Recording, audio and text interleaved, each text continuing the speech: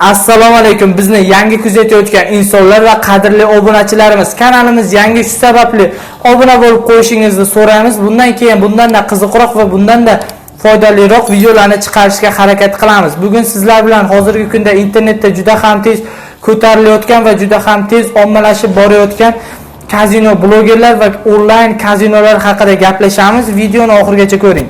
Hozirda Instagram va Telegram tarmoqlarida har xil kazino, ya'ni qimor o'yinlarini reklamalari juda ham ko'payib ketdi. Bu reklamalardan maqsad sizni o'yinga jalb qilish va birinchi pulingizni kirgizish hisoblanadi.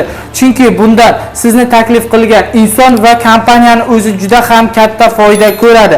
Siz esa juda ham oz miqdorda pul kiritib, katta summani olib chiqib ketaman deb o'ylaysiz.